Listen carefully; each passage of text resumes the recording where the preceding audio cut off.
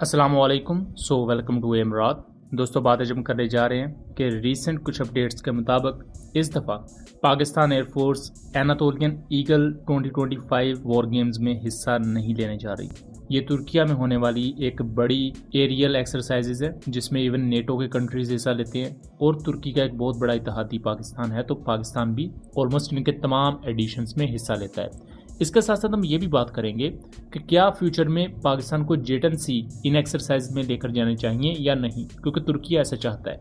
दोस्तों, एनातोलियन ईगल शुरू हो रही हैं 23 जून से लेकर जुलाई के शुरू तक, और इसमें मल्टीपल कंट्रीज भी हिस्सा ले रही हैं, जिनमें तुर्किया के F-16s हैं ऑब्वियसली, उसके साथ साथ यूके है, आज़रबाईजान है, यूएई है, कतर, सऊदी अरेबिया, अमेरिका और कुछ दूसरे कंट्रीज भी। यहाँ पहली दफ़ा तुर्किया के ओज़गुर अपग्रेडेड F-16s भी हिस्सा लेंगे और इन एक्सरसाइजेज में खास तौर पर suppression of enemy air defence system, combat air patrols, air to surface operations जिनमें प्रिसाइज टारगेटिंग होती है, इन तमाम ऑपरेशंस को सरअंजाम दिया जाएगा और अपना एक्सपीरियंस एक दूसरे के साथ शेयर किया जाएगा। पाकिस्तान एयरफोर्स नॉर्मली एनातोलियन ईगल्स में हिस्सा लेती आई है 2019 से लेकर अब तक जितने भी इसके एडिशंस हैं, और इससे पहले वाले एडिशंस में भी पाकिस्तान एयरफोर्स हिस्सा लेती आई है। 2019 के एडिशन में पाकिस्तान एयरफोर्स के नंबर 28 स्क्वाड्रन के JF-17 थंडर्स ने हिस्सा लिया था।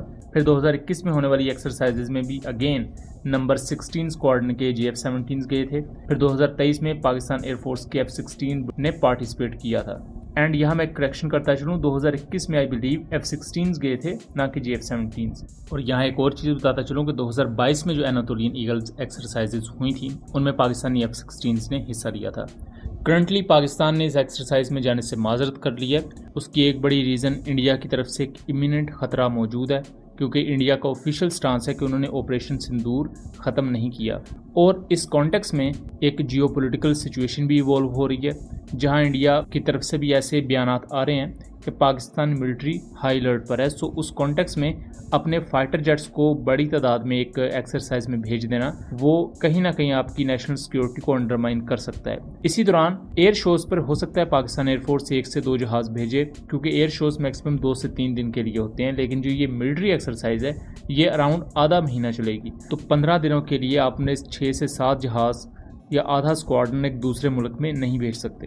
इसके साथ साथ मिडिल ईस्टर्न साइड पर भी सिचुएशन टेंस है, जिसकी वजह से पाकिस्तान को अपने एसेट्स को अपनी मगरबी सरहद पर भी डिप्लॉयड रखना होता है, और वहाँ भी नेशनल सिक्योरिटी को इंश्योर करना पाकिस्तान एयरफोर्स की जिम्मेदारियों में आता है। तो यही वो वजह है कि पाकिस्तान एयरफोर्स इस दफ़ा एनातोलियन ईगल एक्सरसाइजेस में पार्टिसिपेट नहीं कर रही। अब यहाँ एक अहम चीज़ है कि तुर्की के फाइटर जेट्स जब पाकिस्तान आते हैं, जैसा कि अगर हम इंडस शील्ड एक्सरसाइजेस की बात करें, 2024 में भी हुई, 2023 में भी हुई, उससे पहले भी, तो Turkish air force, royal Saudi air force और दूसरे पाकिस्तान की जो इत्तेहादी फोर्सेस हैं वो इन एक्सरसाइजेस के लिए अपने फाइटर जेट्स भेजती हैं, उनके प्रॉपर डेलीगेशंस आते हैं। 2023 में टर्किश F-16 को पाकिस्तानी जेटन-सी एयरक्राफ्ट ने कम्प्लीटली आउटफ्लैंक कर दिया था। काफ़ी किल्स परफॉर्म की थी टर्किश F-16 के खिलाफ, और उस वक्त 2023 में टर्किश एनालिस्ट वगैरह और जो फोटोग्राफर्स थे, डिफेंस एनालिस्ट जो पाकिस्तान में आए हुए थे, उनमें से एक थे सैम दोगु। उन्होंने जेटन-सी की बहुत तारीफ की थी, और इस तारीफ पर यूनान और इंडिया में जो डिफेंस एनालिस्ट थे उन्होंने इसको काउंटर भी किया कि नहीं, ये चाइनीज़ एयरक्राफ्ट है, चाइनीज़ कबाड़ है। लेकिन उन्होंने जो 2023 में तारीफ की थी वो 2025 में 7 मई की रात को पाकिस्तान ने सच कर दिखाई। खैर, 2023 में जब उन्होंने जेटन-सी के बारे में जो रिमार्क्स दिए थे उस पर हमने तब वीडियो बनाई थी, उसका ये स्क्रीनशॉट आप यहाँ देख सकते हैं।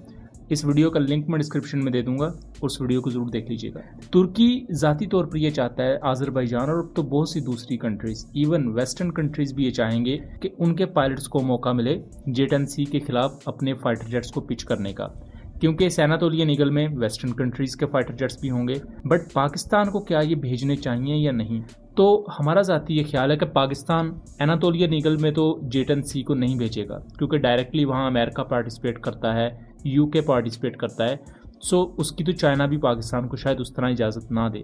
बट जब पाकिस्तान में पाकिस्तान के मुख्तलिफ इत्तेहादी आते हैं, जिनमें तुर्किया होता है, आज़रबाईजान होता है, रॉयल सऊदी एयरफोर्स होती है, दूसरे कंट्रीज़, तब पाकिस्तान के जेटन-सीज़ और JF-17 block 3s in war games का हिस्सा होते हैं और वो 2025, 24, 23 में होने वाली इंडस शील्ड एक्सरसाइजेज में हम देख भी चुके हैं। और जेट-एनसी एक ऐसा फाइटर जेट बन के उभरा इस दुनिया में कि जिसके बारे में दुनिया ज्यादा नहीं जानती थी क्योंकि इसका एक्सपोजर ज्यादा नहीं था। बट अब जिस तरह इसकी परफॉर्मेंस रही, फिर 2023 में ही पाकिस्तान ने इसको मुख्तलिफ एक्सरसाइजेज में पिच करना शुरू किया। ये F-15s के खिलाफ इसे पिच किया गया, F-16s के खिलाफ, और इसकी परफॉर्मेंस की उन्होंने तारीफ की कि ये बहुत अच्छा एयरक्राफ्ट है और ये एयर बैटल में अपने एडवर्सरी को बहुत ज्यादा तंग कर सकता है। और उसी का नतीजा 2025 में हमने देखा कि इंडिया के 6 एयरक्राफ्ट शॉट डाउन हुए और एक हेरोन ड्रोन भी। सो दोस्तों, ये था एक एनालिसिस। उम्मीद करता हूँ चीज़ें क्लियर रही होंगी। वीडियो पसंद आई हो तो इसे ज़्यादा से ज़्यादा शेयर कीजिएगा ताकि इस तरह की मजीद इन्फॉर्मेटिव वीडियोस हम आपके लिए लेकर आ सकें। मिलेंगे अगली वीडियो में, तब तक के लिए अल्लाह हाफिज़।